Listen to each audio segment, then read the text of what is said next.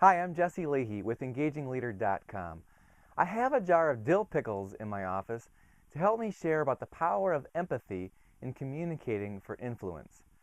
My dad tells a story from when he was a kid about going over to his grandmother's house after baseball practice, being very thirsty and going straight to the refrigerator. Dad pulled out a pitcher of what he thought was cool, refreshing lemonade and poured himself a nice tall glass. Now, what Dad didn't realize was that it was not lemonade in that pitcher, but what we commonly refer to as pickle juice. And that is the vinegar and salt and other seasonings that are left in the jar after you've eaten all the pickles. Now, apparently, his grandmother believed in waste not, want not, and she didn't even want to waste her pickle juice. So Dad was expecting the sweet, tart taste of lemonade when he took a great big gulp.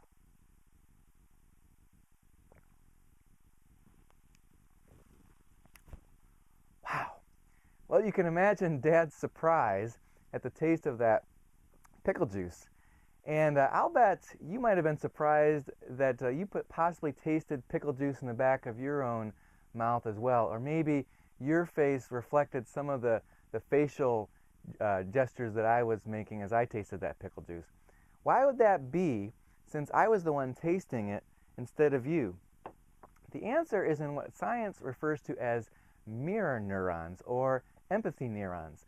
These were discovered by accident about 20 years ago.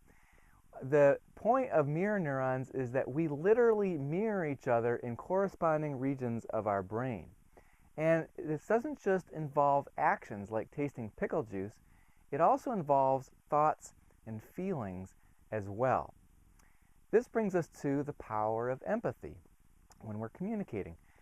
If when we are communicating with another person or a group of people, if we can be thinking empathetically, that is, if we can be truly trying to understand their thoughts and feelings and allowing ourselves to be influenced by their point of view, we are much more likely to trigger mirror neurons and get the kind of the same response in return from them. That is, they're going to be more empathetic to our perspective. They're going to be more likely to be influenced by the way we're thinking.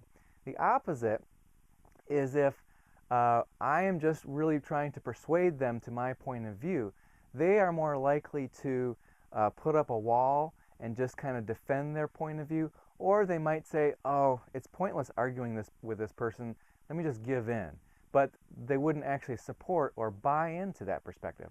It's much more powerful if we can mutually arrive at a destination, and that happens as a result of empathetic thinking and mirror neurons, because they are more likely to mirror that empathetic feeling that we have going on inside of us. That's what pickle juice can teach us about the power of empathy. I talk more about empathy in episode 4 of the Engaging Leader podcast, which you can find at EngagingLeader.com.